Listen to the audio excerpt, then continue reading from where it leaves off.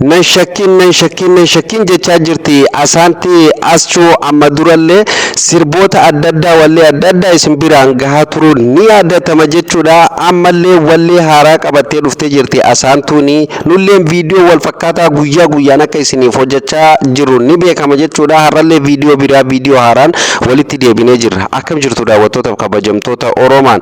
Bagarra deemin gara chaanaala keenyaa dhuftan namoonni haaraa taatan sabiskiraayibii godhaa. Daawwattoota keenya kabajamoo jalqaba irratti dhiifaman isin gaafatu barbaada. Wanti dhiifama isin gaafachuu barbaadu jechuudha. Viidiyoolee promotion yookaan viidiyoolee beeksisaaf hojjedhe kan wallistoota Oromoo irratti wallee isaan irratti hojjedheef jechuudha.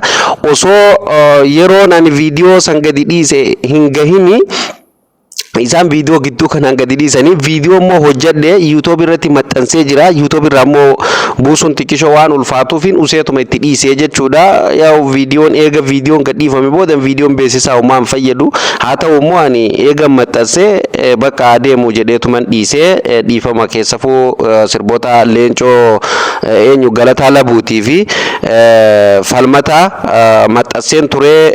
Ani immoo maxxanseetiin guyyaa waliin kaa'ee maxxansee dhiisee jechuudha. Wal duraa duubanii garuu osoo guyyaadhaan beeksisa itti hojjedhee ani viidiyoo kiyya ol kaa'e sun hin gahin isaan gidduu kanaan wallee isaanii gadi dhiisanii achumaan immoo wallee yeroon viidiyoo yeroon irra darbe jettanii akkanatti hin mufannee isiniin jechuu barbaadeeti daawwattoota keenya. Har'allee gaa Asaantii mucayyoo qaxalee mucayyoo Oromoo qaxalee warra Tuulamaa isiniif qabadhee dhufeetiin jira jechuudha.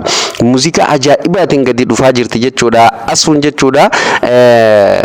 Akkuma beekamu gaa kana durallee jechuudha wallee adda addaa keessafuu wallee jaalalaa babbareedaa nu affeertee turte jechuudha. Amma immoo wallee ajaa'ibaa mata dureen isaa nan shakkin jedhu qabattee gadi bahuutti jirti jechuudha. Nan shakkin jechuun maali dhiiroo? Nan shakkin jette garuu waan isiin nan shakkin jetteef hin beekne gaa'e. Kunillee akka yaadutti wallee majaalalaa wallee bakka jechuun wallee majaalalaa na fakkaate. Welcome jennaan nagaan kootu jennaan jechuudha. Nagaan haa dhuftu bakki isiin irratti gadi dhiifamu Vision Entertainment irratti gadi dhiifamti. Vision Entertainment irratti akka isiin gadi dhiifamteen kallattiin hordofuu qabna jechuudha. Koo beekamu gaa artistoota keenya yeroo hedduu jechuudha bira dhaabbatuun beekamtan jechuudha. Bira dhaabbatuu qabna ammallee bira dhaabbatu jechuun harkaa fi borsaan osoo hin taane jechuudha. Daawwattoota keenya ijaa fi gurra keenyan bira dhaabbatu qabna jechuudha. Kanaafuu gaa asuun gaa sirba bareedaa qabattee akka dhufaa jirtu abdii qabna jechuudha. Sirbi isii immoo kana durallee miliyoona oliin kan laalame yoo ta'u jechuudha. Kan ammaa kun immoo kan durirraa addatti jechuudha. Yeroo muraasa keessatti viyuun isaa ol kutuu qaba gara miliyoonaa ol hiikuu qaba jechuudha. Yoomuma artistoonni keenya kun sirba bareedaa baasuu baatanillee wallee bareedaan gadi dhufuu baatanillee osoo imalaalleetuma silaa viyuuma isaa guddifnee fi baay'ee gaariidha. Dhugaa waan nama qaannisu tokko viidiyoo tokko argeetiin wallisaa Gadaa Hamdaati sirba inni dhiyeenya kana jechuudha guyyaa afur moo kana dura gadi dhiise tokko isaa fi kan Galataa Labuu tokkollee ilaalee kan Falmataa tokkollee ilaalee jechuudha.